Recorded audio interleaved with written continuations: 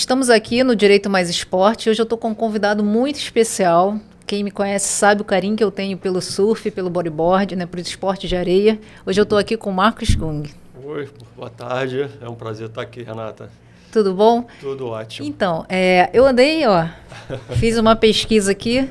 Marcos Kung é o pioneiro no esporte no Brasil. É isso aí. E fundou a primeira associação de bodyboard legalmente registrada no planeta, a Amberge. Amberge. E regulamentou as primeiras regras de competição. Conta pra mim, como é que surgiu essa história aí? Renata, eu era um estudante de direito e apaixonado por esporte desde sempre, né? Então, como moleque, a gente pegava onda de surf normal, né? O tradicional. Na época, o boom do skate, quando aconteceu. E pegava onda que a gente chamava de peito de jacaré, né? O body surf hoje. E aí, pegava onda também com uma... Eu fazia os shapes de skate, né? Eu brincava de fazer e tal. Então, eu tinha essa coisa de... Então, você andava de skate também. E aí eu comecei a fazer umas pranchinhas de madeira, que a gente chamava de prancha de madeirite, que era o vulgo jacaré da década de 50, 60. E aí comecei a pegar onda com isso, comecei a ficar apaixonado pelo leme, e a dificuldade maior era por causa da prancha de surf, quebrava com frequência. Então tinha que andar até o arpoador, depois das 5 que podia surfar, porque o exército não permitia surfar antes, né?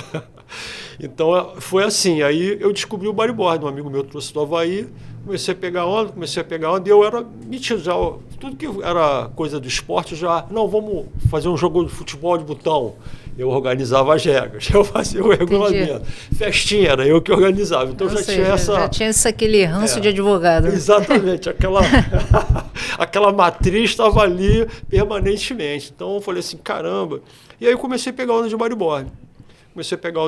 Não existia a produção da prancha aqui, comecei a me corresponder. Eu até fazia um curso de inglês ali na cultura inglesa, no posto 5, posto 6. Ia na banca, comprava a revista e mandava a carta. Eu falei, cara, eu vou fazer um campeonato desse negócio aqui. Aí, como é que é a regra? Tal, não sei o quê. Aí, de repente, me aparece uma carta da Morebug, na época, né? Na minha casa. Tá aqui, como você pode fazer o seu campeonato de Morebug? Eu falei, caraca! Em inglês, né? Aquele The Book on the Table, aí escrevi... Não tinha Google Tradutor. Não tinha Google Tradutor, era o Aurélio lá, o outro lá de inglês, e procurava e escrevia a palavrinha ali. E aí eu falei, cara, vamos fazer um campeonato.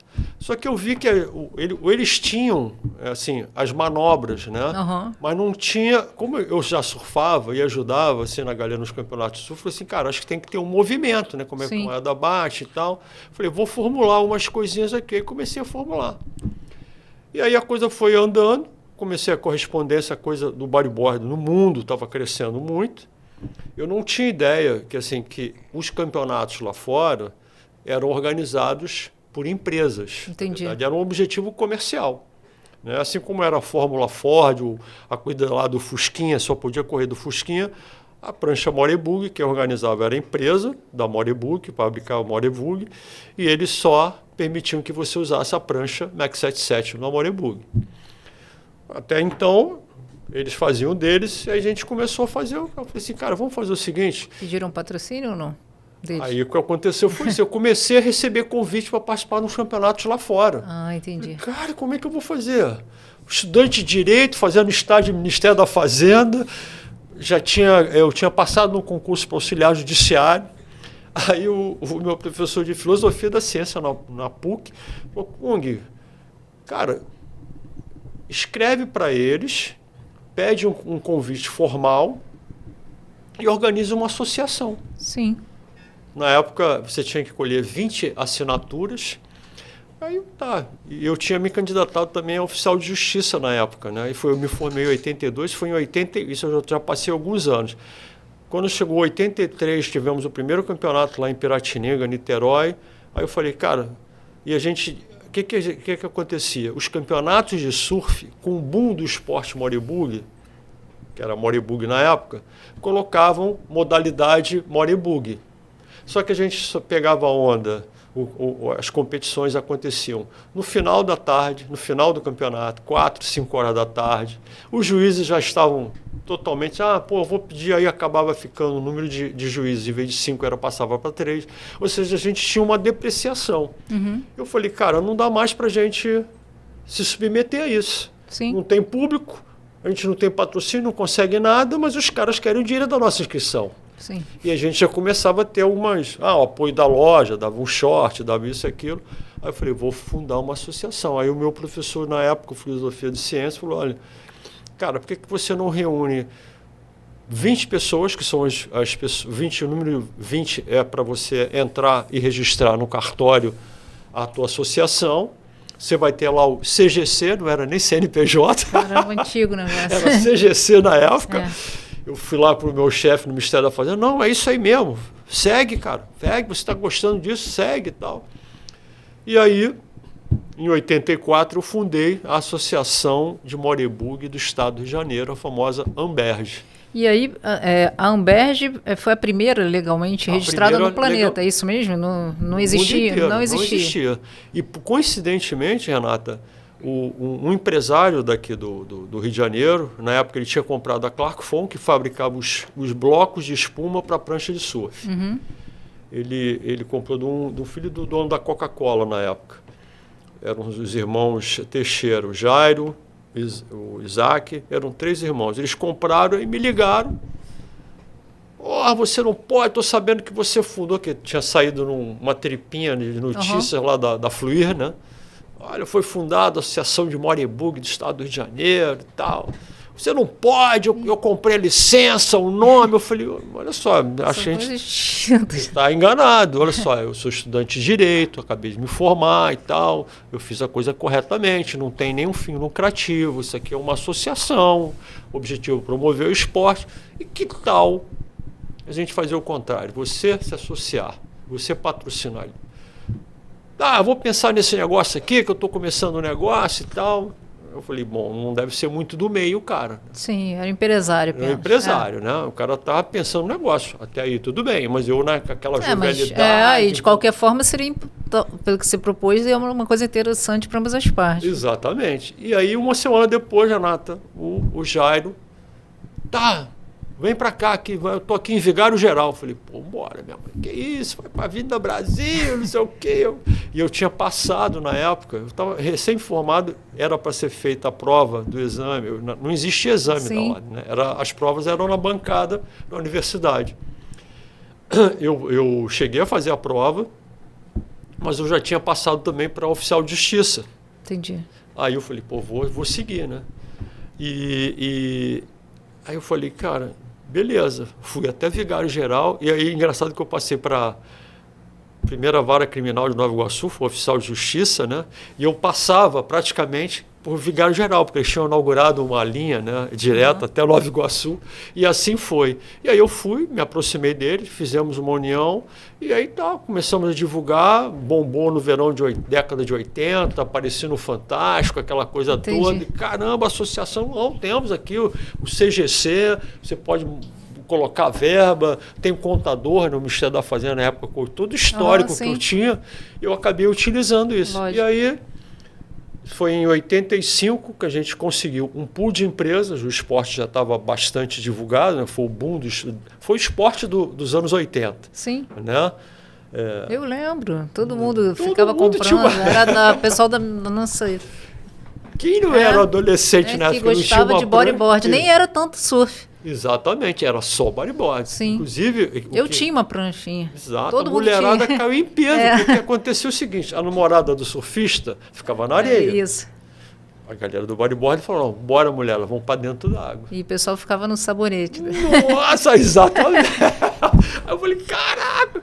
Enfim, e aí foi quando a gente chegamos no Havaí em 85, dezembro de 85, aquela emoção, aquela coisa toda, encontrar com outros atletas de outros países e tal. Caramba! E a Mary Lee Christensen, que era a diretora de marketing da Cransco, que tinha Morebug, foi tapete vermelho para a gente. Cara, vocês estão revolucionando o esporte, eu estou sabendo, o Brasil está acontecendo isso. Jairo, recebemos um telex. Caramba, parabéns. A venda de pranchas era uma loucura. Imagina, adoraram, né? Era assim, não existia celular, então o telefone era fixo e deixa aqui fora do gancho. Como assim? Não tem mais condição de produção, não tem condição de entregar. Que loucura, hein? Aí eu falei, caramba, era um negócio assim absurdo. E aí, para a associação isso foi importantíssimo. Para a associação foi importante, porque o que aconteceu? E aí eu virei o atleta principal da Moribug, na época, eu fiz propaganda, lançamento de prancha, Moribug, Mac 10, não sei o quê, TV aberta, né? E lá nos Estados Unidos acabaram fazendo uma propaganda para TV aberta também com a Crush, baseado no que a gente tinha feito aqui. Uhum. E aí quando nós chegamos lá, que aí nós apresentamos o modelo de negócio, como a gente tinha feito aqui, ela levou um susto, mas não é só Moribug? Eu falei, não. Ué, mas aqui está Moribug, associação. Eu falei, mas é uma associação do esporte. Aquilo me deixou um clique também na cabeça, né? Era a segunda etapa. Uhum. Mudar o nome do esporte de Moribug para bodyboard. E aí, quando a gente promoveu o encontro lá no Havaí com os atletas, os caras, é como se tivesse aberto assim a caixa de Pandora para os caras. Associação? Então são vocês que criam as regras numa empresa? Quer dizer, então que eu sou BZ, eu posso usar BZ? Eu sou prancha Kung, eu posso usar? Claro! O esporte não é Moribug. Moribug não é a marca? Sim. E aí a gente voltou para o Brasil e a nossa campanha foi exatamente essa. Na época, eu me lembro até que tinha o pai de um amigo meu, era CEO da Gillette na época. Vocês não vão mudar o esporte? Impossível. Gillette, eu vou te dar exemplo. Gillette. Alguém fala lâmina de barbear na farmácia, rapaz? Tá doido? Eu gostava de beber o whiskyzinho dele. Tá bom, Heraldo, vamos fazer uma aposta. Agradado aí desse Johnny Walker aí seu. Duvido. Puta, numa reportagem no Jornal do Brasil. Atletas emplacam um nome diferente do esporte Moribug, agora é bodyboard. E aí ferrou. Aí ferrou, aí pronto, bodyboard.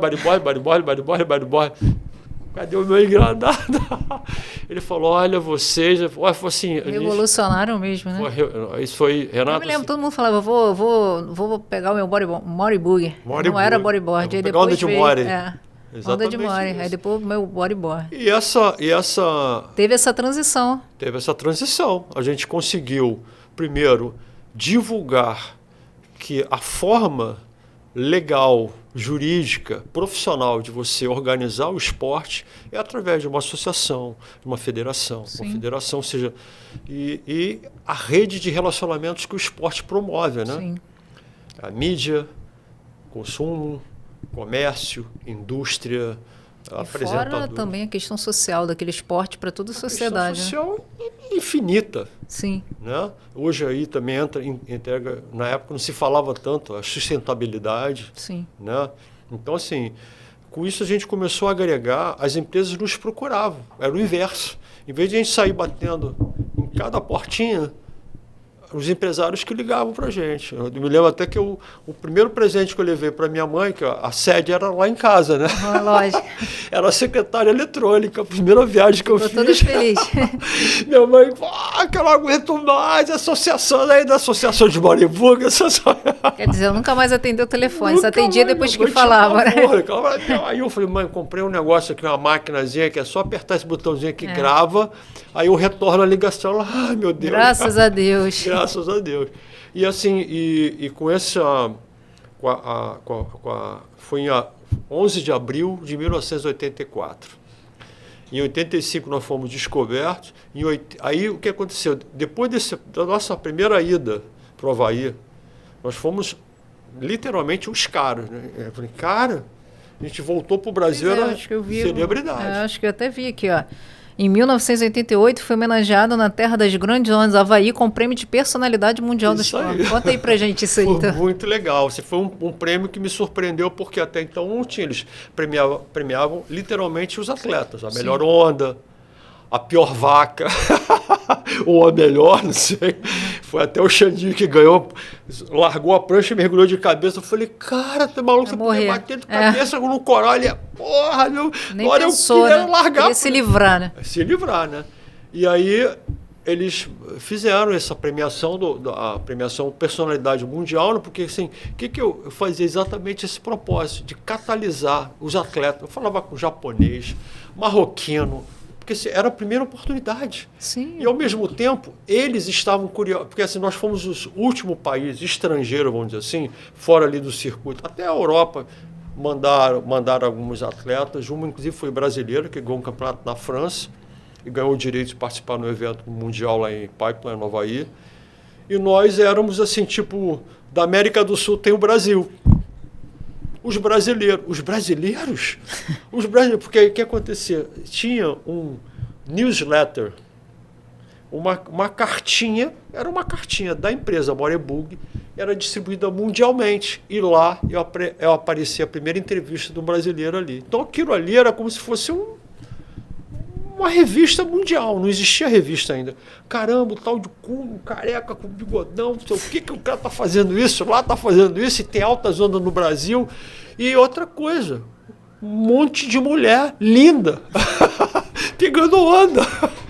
Que isso, elas arrebentam. Inclusive teve uma menina brasileira que foi no campeonato e ganhou de um cara da Califórnia. Os caras zoaram ele o tempo todo. E, cara, meu irmão, que isso? Quem é o Brasil? E aí, em 88, eu acabei ganhando esse prêmio, né? Em 86, eu fui para a Austrália, a América do Sul inteira. Aí, nós fizemos aqui no Brasil uma cópia do trabalho que era feito pela Morebug nos Estados Unidos. Lá eles chamavam Jamborees, que eram clínicas.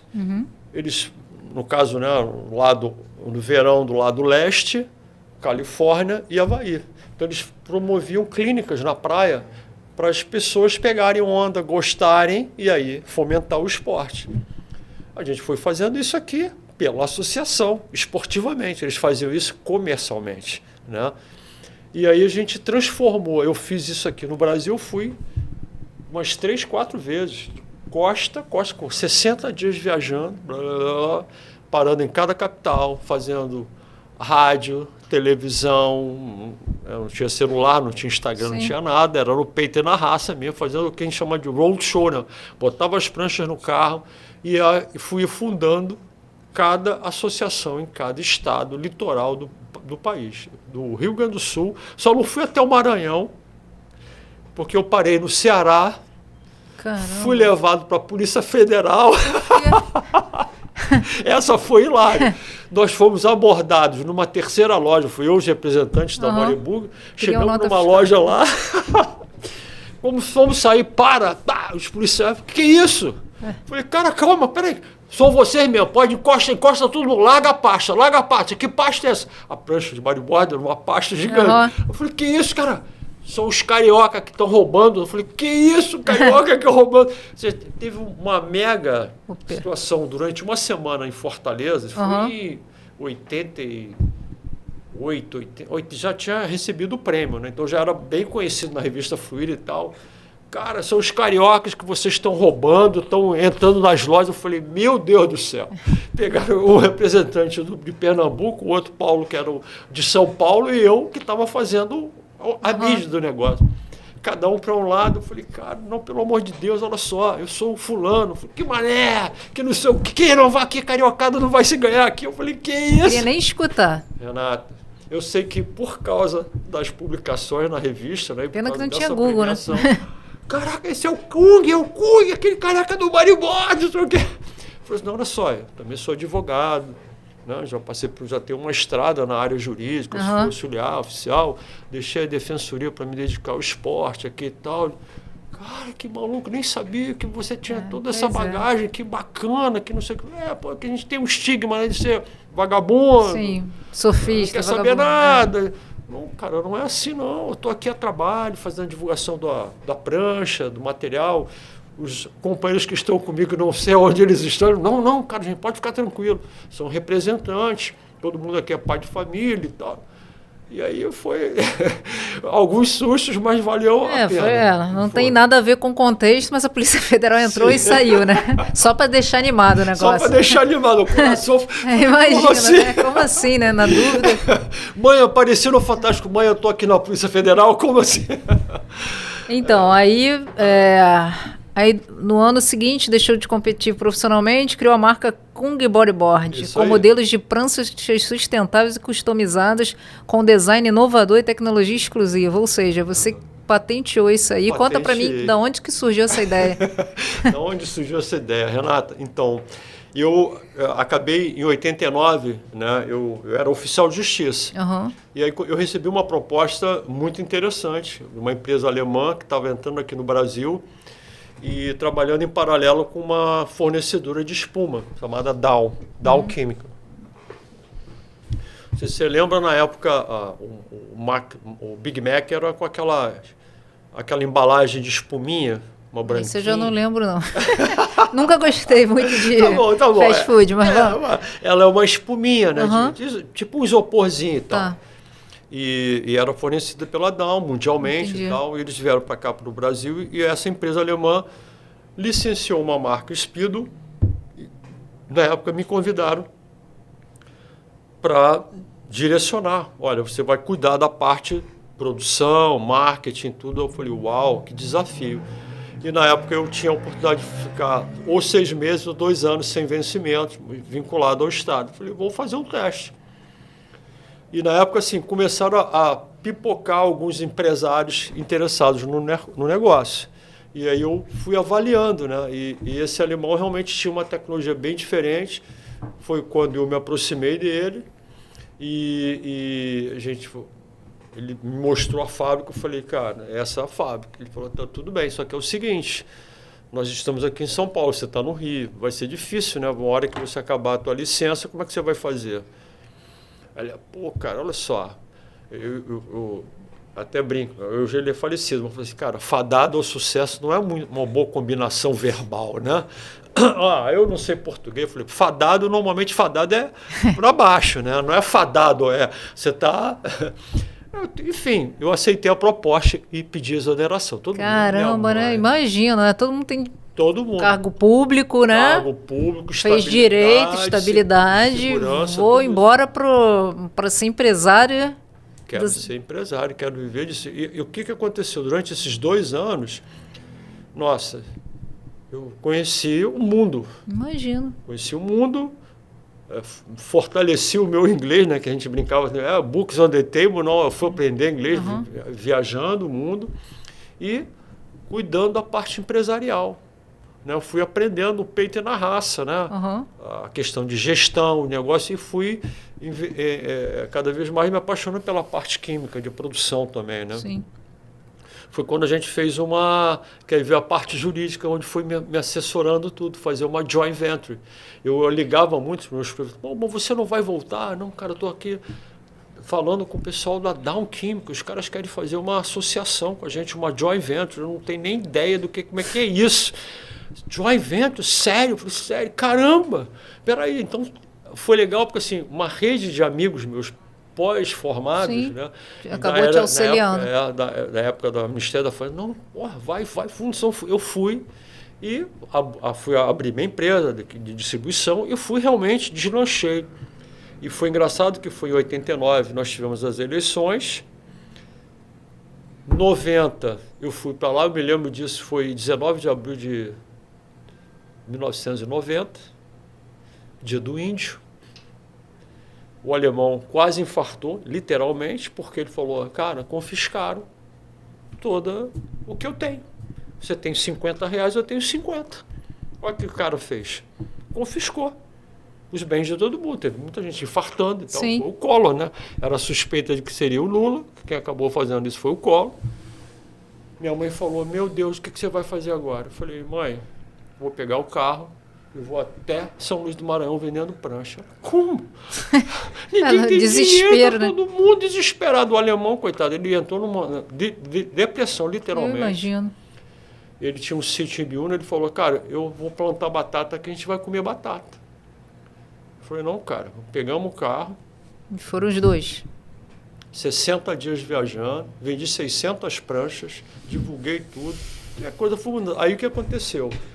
Eu tinha desenvolvido com ele uma prancha, uma tecnologia que, lembra, na época tinha uma das pranchas famosas, era a BZ, que tinha uma borda toda colorida. Eu lembro. Eu lembro de tudo. Maravilhosa. Foi a BZ que eu tinha, que meu pai me deu de presente de Natal. Foi luxo, a gente tinha Speedo, Moribug e de repente veio a BZ que virou. Sim, a Moribug era a prancha mais forte que tinha na época. Sim. E aí, só que era tão forte, eles criaram um marketing tão grande que realmente o esporte era associado ao nome, assim como era Gillette. Exatamente. E aí, quando chegou a BZ, todo mundo falava, vou pegar meu Moribug. Na verdade, era BZ. BZ, exatamente. Aí, caramba, Eles chegaram com muita força. muita força, as cores, né?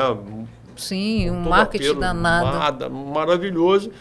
E aí nós desenvolvemos uma prancha, porque a borda deles, ela com o tempo descolava. Então estava tendo um grau de reclamação muito grande. Sim. E aí a gente desenvolveu uma tecnologia de vacuum form, em que a borda colava ao mesmo tempo e ela não soltava. Só que o que acontece? O Brasil estava passando por uma recessão, 90, 91, a gente não tinha mais moeda, o que era moeda?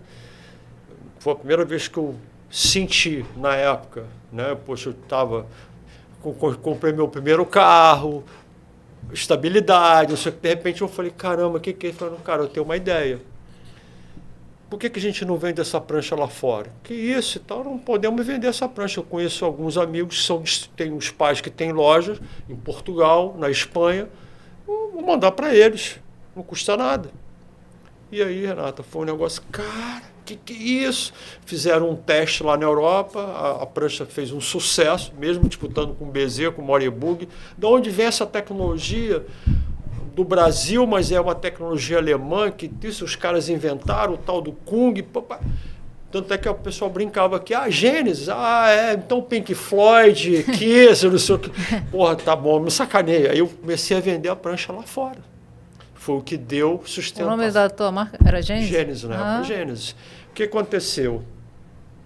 Com aquela roda financeira que a gente viveu aqui no país, porque a Speedo, que era a grande distribuidora da gente, distribuía para Mesbla, Sears, os grandes magazines da época, H&M, que foram quebrando. E foi infartando empresário, um atrás do outro, duplicatas, aquela roda financeira. Qual foi a nossa salvação? Ter um produto que podia ser exportado. Juridicamente, a gente tinha feito uma ótima contrato de joint venture com a Dow Química, que garantiu o fornecimento para a gente com o que a gente chamava de... que era isenção de impostos, né? Tem um nome técnico na área de exportação, não sei se ainda usa. Você importa com a isenção de impostos, você não nacionaliza os impostos, você faz da matéria-prima o produto final e aí põe para fora. Então, com isso, eu consegui dar sustentação ao nosso negócio durante esse período, com um contrato jurídico, com a joint venture, com a Dow, e a gente passou esse período inicial. Com isso, o Gênesis entrou para os Estados Unidos e entrou para cá depois para o Brasil, para a América do Sul. Cara, como que você conseguiu? Fizeram igual os chineses, né? Usaram aquela situação crítica como uma oportunidade. Essa foi a primeira oportunidade. Assim, e tudo foi legal porque eu falava isso para os meus parceiros, amigos, né? Que assim, olha como que o Kung está dando certo, pai. Eu quero entrar, eu fui gerente de produto da Hadley. O outro, que era os atletas, acabavam ficando junto dos empresários porque davam dicas. Olha, o short com cós para o lado porque não machuca. Os atletas vão migrar para a área do comércio, para a área da indústria, para a área empresarial, porque são pessoas que vão ter a bagagem de empresários que não são do meio, que vai cansar na primeira crise. E foi o que aconteceu. O que a gente fez? Com a Dow e com a Tara, a gente criou o que você quer aprender. A gente foi para os Estados Unidos, chegamos lá nos Estados Unidos, porque eu conhecia a tecnologia, eu tinha passado 1 ano e meio lá. Então, eu via que a tecnologia dos caras era muito primária. Por exemplo, para cortar a espuma que a gente fazia, você corta quente, era com um fio quente. Na Tara, na Alemanha, não. Era uma mesa com uma faca de corte a quente. Uau! Precisão, perfeito e tudo. Bem típico de alemão, né? Bem típico do alemão. Aquilo me encantou. Como eu já tinha tido o histórico de estar nos Estados Unidos, aprender, ir na Clark Phone, falei, pô, esse cara aí tem... Eu brinquei, eu até falei para ele, você tem um potencial na prancha. Que eu fiz o teste, algumas são as coisas. Eu fui chamado por uma empresa, uma agência, para fazer o teste de umas pranchas sem marca. Eu era patrocinado da Moribug, tá? Sim. Então eu falei, gente, eu não posso ser fotografado aqui com o bodybook. Imagina. E na época, né, pô, Kung, vamos sair pro Jornal dos Esportes, vamos Jornal do Brasil, o Globo, era foto, né? Cara, não vou pegar onda no recreio. Pô, recreio aqui Era roça. Ainda era, imagina anos atrás. Era o Havaí. Os amigos meus que vinham do Havaí para cá falaram, cara, isso aqui é o Hawaii. Isso aqui é o Hawaii, na minha época, década de 70. Eu falei, mas isso aqui, a gente vinha para cá, era uma rota, né? Pela praia, mas enfim. E aí eu fiz o teste e falei, pô, tem um puta do potencial. Eu falei pro alemão, ele falou, caramba, de repente foi em 90, foi na década de 90, nós fomos para essa feira nos Estados Unidos, Action Sport. Você viu como é que era a coisa. A Gênesis, a prancha que a gente tinha desenvolvido com tanta tecnologia, era uma prancha europeia, não era uma prancha vindo da América do Sul. A América do Sul, o que a América do Sul vai apresentar nessa área? Nada. Espuma. Só que o que acontece? Quem estava ao nosso lado é o pessoal da Dow Química Internacional. O que os caras trabalham? Embalagem. Eles estavam desenvolvendo embalagens para televisão, eletroeletrônicos, essa manta, essa película que você vê revestindo as Samsung, as telas smart hoje, era tudo o isopor, né? Ou então aquela... Plástico bolha? Era tipo papelão, alguma coisa assim. Quando eles desenvolveram a manta, o negócio era mais barato, e aí tinham passado por uma crise de produção, tiraram o gás CFC, que poluía a camada de ozônio, e passaram a usar o gás butano. Entendi. Então a indústria ficou amigável, e a gente estava do lado dos caras. Renata, na feira, de 10 fabricantes de prancha de bodyboard, 11 vieram intimar a gente no nosso stand. Que negócio é esse? Vendendo tecnologia para quem tem interesse, porque era um clube fechado. Então a gente queria vender máquina, porque vendendo máquina tem mais empresário comprando espuma da Down para fomentar o esporte e outros produtos. E aí a gente ao mesmo tempo estava fomentando a indústria do esporte, bodyboard, sim, e fomentando a indústria de embalagem, eletroeletrônicos. E aí, quando a gente voltou para o Brasil, o que a gente fez foi isso, separar a TAR em 2 divisões. A gente dominou essa tecnologia toda de embalagem e migrou para a indústria automobilística. Caramba! Era tudo feito de PU, poliuretano, ainda a parte neve. Mas você tem um polietileno de alta densidade. Ele pode ser duro que nem pedra. É espuma. E aí, nessa área de desenvolvimento, tinha a união da Auto Latina. Era a Auto Latina, uma empresa só. Ford e Volkswagen estavam desenvolvendo o novo Gol, com a frente arredondada. Não sei se você lembra, o Gol era quadradinho, parecia uma máquina de costura. Sim. Não, caraca! Eu entrei no túnel de vento, eu falei, cara... Aí o cara me mostrou um tal de uma andurião, que eles chamam ali na Foz do Iguaçu, que tem um pássaro que ele passa pela fresta da queda d'água com uma velocidade absurda e ele tem tipo um fecho, que nem um capacete mesmo, ele é convexo e bem côncavo aqui e fecha, e ela passa. E aquilo lá dá uma velocidade para ela entrar sem ter um impacto da água caindo. Falei, cara, isso aí é o ápice da velocidade. Sim. Da hidrodinâmica e da aerodinâmica. Eu falei, hidrodinâmica? Ele é. E na época eu tinha voltado ao Havaí, os irmãos Willett, surfistas, shaper, tinham lançado o tal do phaser, que é uma bola embaixo do fundo da prancha. Para quê? Diminui o atrito, aumenta a velocidade. A bola de golfe, ela não é toda... Sim, aquilo ali, quando ela está cortando o ar, aquela concavidade na superfície da bola diminui o atrito. É que nem você pegar um espelho. Eu entendi. Na aula de química, física, a gente deve ter feito isso. Pega um espelho, raspa o espelho. Você põe uma película de água, joga com o espelho raspado, ele vai bater e vai correr. Agora, se você não raspar o espelho, jogar o espelho nessa película de água e tentar tirar, você não consegue. Porque ela suga. Por quê? Porque tem o atrito. Isso que impede a velocidade de deslize. Ele falou, só que você, em vez de fazer ela uma circunferência, faz ela em forma de ovo. O ovo é a forma mais Você pode ver o ovo, o próprio ovo.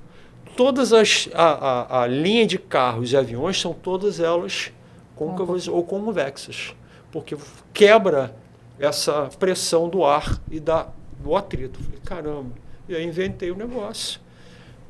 Primeiro uma forma triangular, são 15 concavidades em forma de ovo, a mesma coisa. Aqui no Brasil, tá maluco, que deram uma porrada na tua careca, fez uns ovos, e porra, me sacaneando, e ao mesmo tempo eu comecei a ter desenvolvimento de uma indústria plástica sustentável, que não poluísse mais.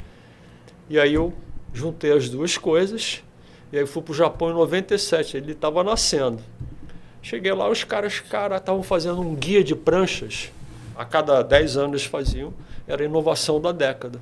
E ganhei o prêmio de inovação da década com o negócio. Que legal. Eu tinha juntado a nova espuma que eles tinham desenvolvido, o meu fornecedor, uma polietileno de alta densidade, e mais essa inovação no fundo da prancha.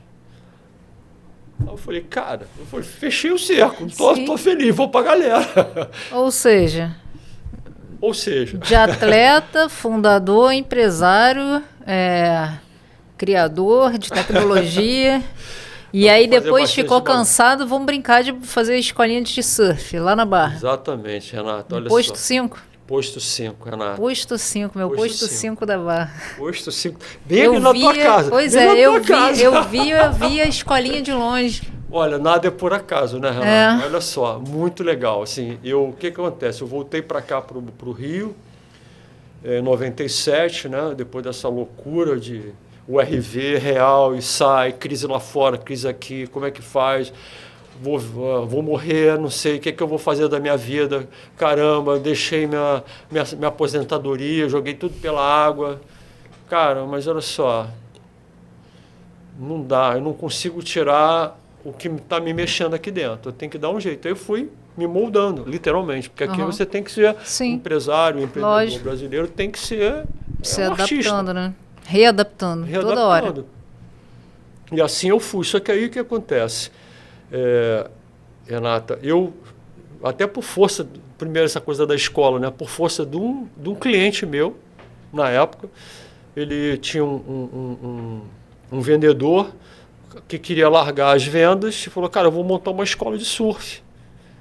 Pô, vai, então tá bom, cara, vai, monta a escola de surf, eu te dou umas pranchas e tal, vamos fazer o seguinte, cada prancha de surf que foi vendida aqui tem um aluno, e assim foi, ele começou. Aí, Kung, por que você não faz com o bodyboard? Minha fábrica na época era em Campo Grande. Eu falei, cara, vou para Campo Grande, voltar para Barra, não dá. Eu morava no Leblon, eu falei, cara, não tá dando certo esse negócio, essa logística aí tá me matando. E eu falei, caramba, tá bom, vou começar. E aí comecei em 2001, comecei fazendo, falei, cara, mas peraí, para dar aula, eu fui ex-atleta profissional, eu sei me malhar, eu sei me conduzir e tal, eu não sou um leigo, né? Não sou nem sedentário nem leigo. Mas eu acho que tem que ter um profissional de educação física aqui presente. Não tem, mas, cara, Kung, pô, tu é atleta, quem que vai dizer para você que você não sabe a onda de bodyboard? Mas, cara, o aquecimento, cara, faz o aquecimento que você faz, tá tudo bem, beleza.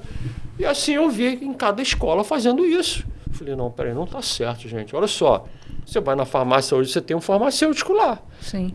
Antigamente também não podia. O vendedor que vende. O vendedor sabe bula de costa salteada mais do que o próprio farmacêutico. Mas espera aí. E o estudo do cara tá ali, ele que banca lá. Quando o bicho pega, quem vai bancar é o farmacêutico. Sim. Quem tem que bancar na nossa área é o advogado. Ele que tem que peitar lá. Ele que é o conhecedor, né? Pô, cara, mas como é que vai? Aí peraí, deixa eu dar uma pesquisada aqui. Profissional de educação física que atua no esporte. Lei 9696. 98. Fernando Henrique Cardoso. Opa! Atletas que puderem comprovar publicamente participação, fomento ao esporte, isso e aquilo. Blá, blá, blá. Qual é o exemplo número 1? Bernardinho do vôlei. Eu falei, cara, pronto. Falei, cara, eu responsabilidade. Eu fazia natação na época, eu mudei. Eu acabei mudando para Campo Grande, deixei Leblon e tudo, e comecei a nadar no centro, o Miésimo, que é um centro esportivo ali maravilhoso, uma piscina olímpica, inclusive teve campeonatos olímpicos de mundial ali na natação. Eu falei, conheci o professor de natação lá, pô, você não é o Kung? Pô, sou e tal. Cara, olha só, você não quer ser responsável técnico por uma atividade que eu vou fazer, a escola de bodyboard? Ele, pô, mas eu não sei pegar onda de bodyboard. Eu falei, não, cara, olha só, você vai ser o cara que vai fazer, você vai ser o professor de educação física, vai fazer aquecimento, alongamento, vai fazer... Não, mas eu entendo um pouco de onda. Eu falei, pô, pá, porque você era meu fã, eu brinquei. Não, eu era mesmo, mas olha só, eu já fui 10 anos do Gemal. Eu falei, tu tá brincando comigo. E aí colhei na dele, aí pá. Aí ele virou o responsável técnico lá da escola. Ele era o responsável, eu era o Kung. Você sabe que hoje, né, com a nova Lei Geral do Esporte, né, tem até uma inovação que tem uma grande controvérsia aí.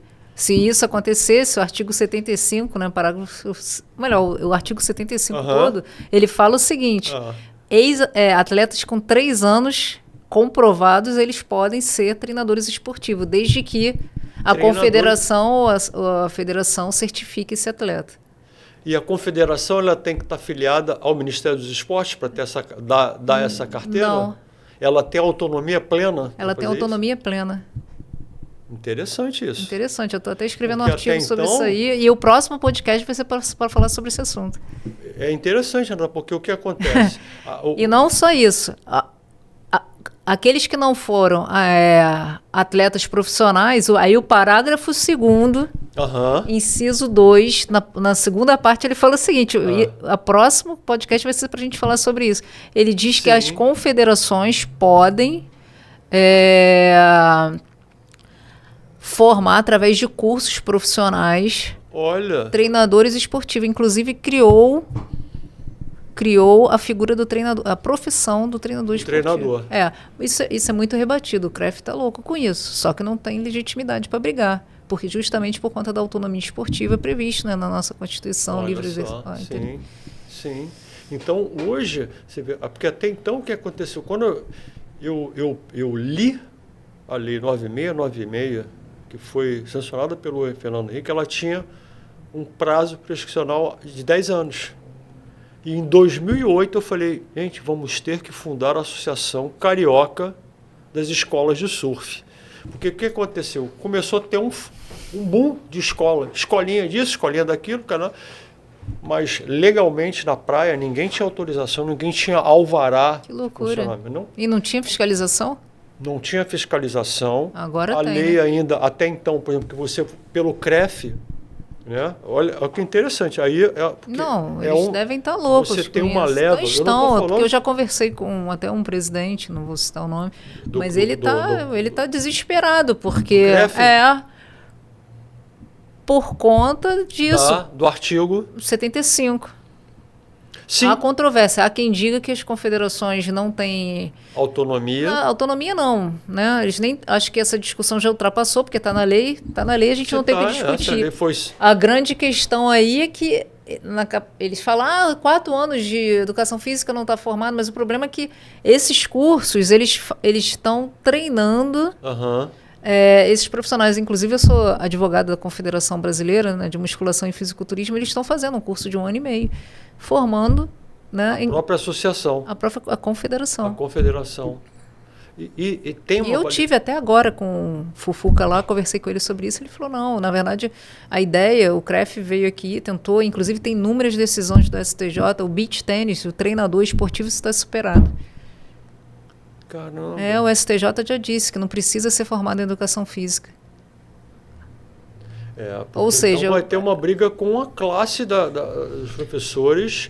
Porque para eles educação física é dentro da escola. Para quem tá treinando atleta ou assim futevôlei, né, futebol, esse pessoal aí, treinadores realmente. Pois é, o que acontecia na época era exatamente isso. Então você tinha a FESERG com uma parceria, na época, não sei se era a ISA, que tinha um curso para quem quisesse dar aula de surf. Então você tinha nível 1, nível 2, nível 3. Chegou a ser lançado mundialmente isso. Então, era a instrução técnica. E aí, curioso, e aí? Teve alguma interferência do CREF?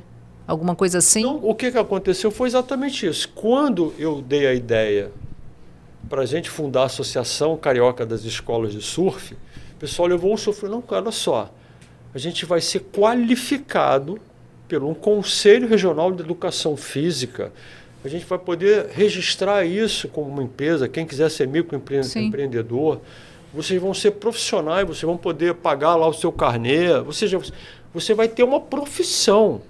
Né? Qual é a categoria pelo CREF? O provisionado. Eu só posso dar aula de bodyboard. Sim. Mas eu não posso dar aula de educação física, eu não posso me qualificar para um concurso público, municipal ou estadual como professor de educação física. Né? Eu não posso dar aula numa academia. Né? Eu posso dar aula de bodyboard. Mas eu tive que fazer um curso de 2 anos e meio com professores da Gama Filho. Fiz. Provisionado? Fiz. Coloquei todo mundo do surf para fazer lá. E hoje você poderia fazer se a confederação quisesse esse curso e certificar. Exatamente. Então hoje eu fico assim. Aí o que pode acontecer? Só que assim, para o CREF isso é péssimo, porque ele perde, né? Perde as anuidades. Perde a receita. Eu pago hoje a anuidade do CREF, além da OAB. Porque para eu atuar, foi o que aconteceu. Aí fundamos a associação em 2008. Quando ela foi, né, perdeu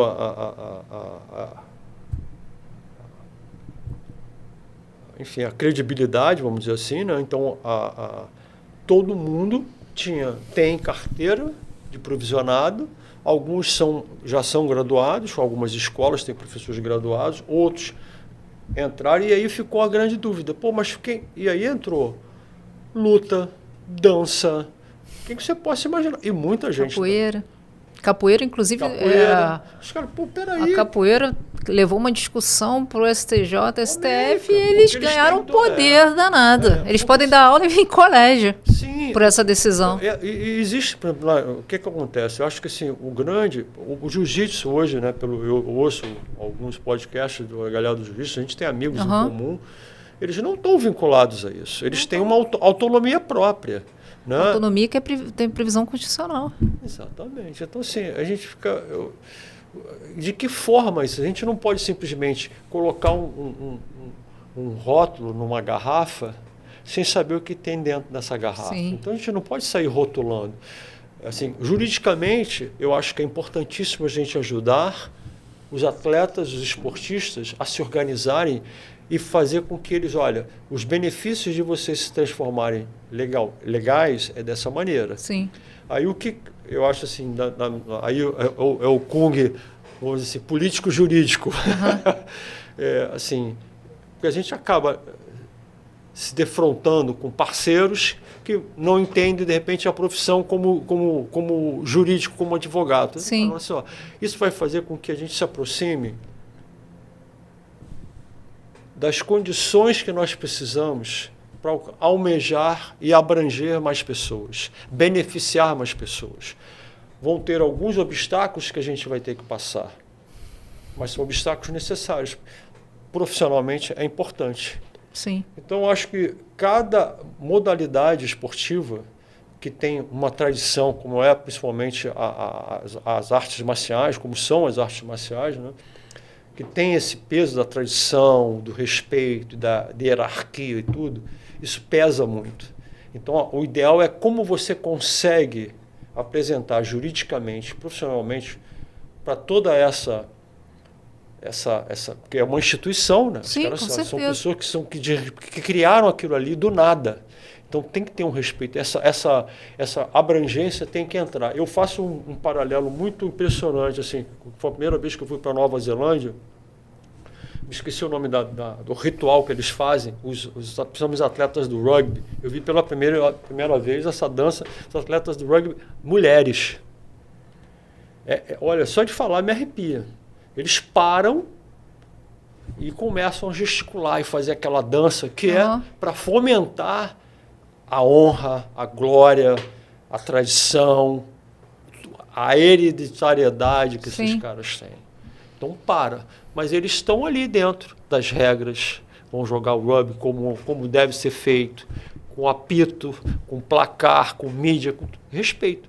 Mas ali eles conseguiram integrar toda a ancestralidade do rugby, como ele era, e como é a essência do povo original da Nova Zelândia, dentro de uma coisa que é vista mundialmente. Sim. Então, como que a gente não consegue transformar? Hoje, por exemplo, a gente consegue trazer, por exemplo, toda a herança havaiana do surf para os Jogos Olímpicos, você dá o colar, há todo um simbolismo nisso. Então, acho que essas tradições, essa riqueza que cada esporte traz, é que é importante na hora que a gente junta com a face jurídica, profissional, empresarial do negócio. Que às vezes você chapa uma coisa com outra, fala uma coisa de metal fria com uma coisa quente, harmônica, sim, colorida. Então você fala, nossa, que contraste. Não, existe uma simbiose, dá para você fazer isso e fica lindo, fica maravilhoso. Então essa essência que algumas partes do lado de cada esporte e do lado de cada essência às vezes não entendem, não conseguem ter uma simbiose. Eu enfrentei muito isso na época que eu fundei a associação. Escolas de surf, Kung, não vai ter bodyboard? Eu falei, claro, cara. Inclusive o bodyboard é o primeiro da lista. Por quê? Por quê? Porque começa com a letra B, o surf começa com a letra S. Tudo bem, é uma regrinha, mas tudo bem. Cara, mas é tudo surf, não. Eu falei, olha só, tudo é surf. Só que a minha modalidade de surf chama-se bodyboard. Não, as regras são completamente diferentes, estratégias. Então, assim, são coisas que você... E eu acho que nós, advogados, temos essa aptidão, sim, de berço. Né? Às vezes eu falo para... Pô, mas... na época que eu tinha aquele bigodão, então, mas eu estava sempre com um sorriso lá. Mas quando chegava... Porra, falei assim, não, você que vai conseguir conversar com aquele CEO da Dow, cara. Cara carrancudo, fechado, o cara te vê, caraca, o Kung. Falei, porra, os caras chegavam em São Paulo. Mas por quê? Por quê? Para você ver a importância, né? Isso é importante falar, né? Exato. É a importância do estudo pro atleta também, do antes e depois da carreira, né? Depois, é que eu falava para essa galera, não, sim, eu quero ser com o Kung. Eu falei, cara, olha só. Não larga o estudo. Pós-carreira é importante, por isso tem que estudar. E a gente percebe assim que muitos pais são os primeiros a estimular. Exatamente. E o contrário também, né, Renata? Lá do futebol, né? Às vezes você tem os pais que pegam o filho e larga ele ou acompanha ele para o futebol, só conversa com o empresário, conversa com isso. Mas espera aí, e o paralelo? Hoje em dia você tem estruturas absurdamente... mas não é para todo mundo, né? Não é para... Na verdade, é para grande minoria, por percentuais mínimos. É um percentual. Então, se você fala assim, hoje, eu quero ser como o surf hoje é, né? Eu quero ser um Gabriel Medina, um Ítalo Ferreira, um Felipe Tem Toledo. um percurso muito grande. Eu falo assim, gente, eles são o quê? São um grão de areia. Sim. Eles e ralaram bastante, tiveram privilégios. Ralaram e ralam, né? E ralam. Por que esses meninos não abrem mão na vida inteira, infância e adolescente? E ainda tem a sobrecarga que hoje a gente está vendo, né? Que é a sobrecarga emocional. Sim. Com a coisa do digital, a demanda que essa galera recebe. Eu falei, eu estou fazendo um paralelo. Graças a Deus eu tive, dentro da minha família, apoio para permanecer nos estudos. Não deixa de estudar. Sim. Você é louco. Por que você está indo contra todas as evidências de você? Pô, tá Imagino naquele momento lá da época do Collor, deve ter recebido inúmeras críticas. Eu juro para você. Eu achei que o meu sócio alemão lá ia infartar. Eu imagino. Engraçado que assim, era eu, o alemão, o Bernd Martin, Radel, tinha um japonês, Sawa, que era o Marguel. E fomos assim... Né? Então, assim, eu acho que o esporte ele tem essa pegada jovial, sorridente e tal, mas a gente tem que mostrar essa parte séria, profissional. Né? Agora eu tenho uma pergunta para te fazer. Na opinião do Kung atleta, do Kung empresário, do Kung advogado, tá? Como você vê a evolução do bodyboard hoje? O que mudou, o que precisa ser melhorado? E, na sua opinião, juridicamente, o que os profissionais, né, do direito desportivo, vamos dizer assim, pode fazer para melhorar ou não tem nada? Nossa, Renata, a gente tem aí mais do que 7 mares para navegar e para surfar. Eu digo para você isso. Então, assim, eu traço uma linha, principalmente dos esportes que a gente chamava de esporte radical, né? Na época, quando foram lançados, a mídia começou a tomar conhecimento de que uma nova geração de jovens estava praticando os esportes não convencionais, como o surf, como o skate, como o bodyboard, como o sandboard, o snowboard, né? E aqui no Brasil, particularmente, até eu me lembro que assim, isso está na minha área, no meu quintal, que é o Leme, que é o futevôlei, né? O Ronaldo, na época, a galera começou a jogar ali, eu joguei algumas partidas pelo Areia Comp, eu vi a galera brincando, assim, eu falei, caramba. Então, assim, principalmente o bodyboard, o pessoal fala, pô, por que o bodyboard não foi para as Olimpíadas? Né? Eu falei, olha, o surf também se questionou durante anos. Então, o surf se organizou, mas o surf tem, sei lá, 70, 80 anos de existência. Então, hoje ele tem, 80 não, mas uns 70 anos sim. Ele tem hoje recurso humano. Entendi. Então, assim, você não pode falar da evolução de um esporte. Vamos lá, se a gente coloca o teto hoje como sendo o teto olímpico, amanhã pode ser intergaláctico, não sei lá, né? Mas a questão toda é assim, se você não tem recurso humano, você não vai crescer.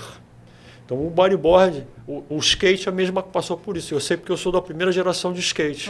Com o Cezinha e tal, a gente andava até que o skate virou underground, virou punk, era skate or die, né? Virou punk, era anticultura, isso era aquilo, mas o core, ou seja, o núcleo, a alma do negócio era produzida pelos skatistas. Eles nunca deixaram de ter a indústria que fabricava rodinha, a indústria que fabricava o shape de skate e assim por diante. A mesma coisa com o surf. O bodyboard está passando pelo mesmo processo. Então, assim, da mesma forma como eu vivi na pele de ter que sentar na mesa para negociar com empresários que mal iam à praia, né? Entendiam a praia como uma coisa como o pai ou a mãe foram esporadicamente em toda a sua vida, mal sabiam nadar ou mal sabiam se ambientar na areia, né? E eu tenho que falar para ele que, não, olha só, você tem um playground no planeta inteiro. Sim. Você dá instrumentos e argumentos para as pessoas se entreterem, você está criando uma outra atmosfera num ambiente que você rejeita. Isso é um bom negócio? Isso é um bom negócio. Então, hoje eu vejo com o bodyboard exatamente isso. O bodyboard está começando a construir os primeiros nomes na área de recurso humano. Então, eu me vejo aí. Entendi, que bom. Entendeu? Eu me vejo aí. Imagino, trazer toda essa tua experiência aqui, né? Eu poderia ter passado por todas essas trajetórias, me vejo hoje assim... Cara, agora eu vou poder contribuir. Oi? Como gestor, por exemplo? Como um gestor do meu esporte. Um cara que vai poder levar algumas ideias para ampliar e fomentar e dar credibilidade ao esporte que eu pratico. Sim, porque o surf, que é um esporte paralelo, cresceu de uma maneira absurda. Antes a gente só tinha atletas do surf Estados Unidos, né? Kelly Slater e outros aí. Né? Austrália, enfim. Sim, sim. Hoje que nós temos, assim, a CB Surf, que está mega estruturada, né? Até com o Padarati, atualmente, né? Paulo Moura, a Brigitte, estão fazendo um trabalho sensacional, impecável, e você está vendo os resultados, não só dos atletas da elite, né? De base, enfim. Assim, e a gente espera, né, que o bodyboard siga esse mesmo caminho, né? Olha, eu vou te até... E mercado não falta. Sim. Você vê que, né, que anos atrás, olha só. Exato. Então, pelo contrário, acho que era mais o bodyboard do que o próprio surf. Era mais o bodyboard, porque assim, o surf, você teve o surf, aquela coisa assim do lifestyle e tal, tudo easy going, de repente virou vagabundo, coisa de drogado, maconheiro, aquela coisa, aquele estigma, né? Então, não quer nada da vida. Aí, de repente, entra o bodyboard. O que o bodyboard ele era? Uma prancha leve, flexível, que não machuca. Dentro do carro, entre os bancos. Bota a mulherada dentro d'água. E a gente ainda fazia o seguinte, a gente fez os primeiros campeonatos, chamava a família. Porque como a gente fazia o fomento do esporte para a molecada, o pai e a mãe acabavam indo, adorável, e começavam a praticar. Então isso deu um levante para o bodyboard. E ficaram no ostracismo, o surf e o skate. Depois o bodyboard, por uma complicação econômica e até pela indústria plástica, como, né, a gente conversou aqui, o surf, peraí, porque o cara que era surfista, que tinha uma visão um pouco mais de negócio, vou abrir uma loja. Peraí, você não quer vender tua camisa lá no Rio? A produção era em São Paulo. Então eu vou ser representante. Não, peraí, eu vou fazer uma confecção de camisetas para o surf, porque a galera do surf usa uma camisa especial, gosta de ter o tema do surf na camiseta, e assim foi para o skate. A moda skate, calça largona, aquelas correntes, boné, tudo isso é um fomento que veio do skate. Então o bodyboard ele vai entrar nessa leva. E a ideia é eu poder estar encaixado nessa nova onda do bodyboard, ajudando na parte jurídica, da organização, da gestão do esporte, novas ideias, novas fórmulas de produzir o esporte. Eu acho que isso eu posso contribuir bastante. Nós podemos, né, Renata? Não, com certeza. Estou aqui também para somar, se Deus quiser. Por favor, com essa bagagem aí, presidente do TJ, do surf. Espera aí, vamos botar no TJ bodyboard. Acabou o nosso tempo. Ótimo. Foi um prazer, adorei conhecer tua história. Não sabia desses detalhes todos. Eu sabia quem era, né? O Marcos Kuhn, quem não sabe. Adorei dos detalhes, não sabia da tua visão de empreendedor. Sim. Muito obrigada. Eu que agradeço, Renata. Esteja aberto aí nosso direito, mais esportes. Tá vendo? Estaremos invadindo a praia de muita gente aí. Se Deus quiser. E vamos levar o bodyboard aí para as alturas. Para as alturas, né? Vamos sim. Então tá, obrigada. Obrigado a você. Tchau. Tchau.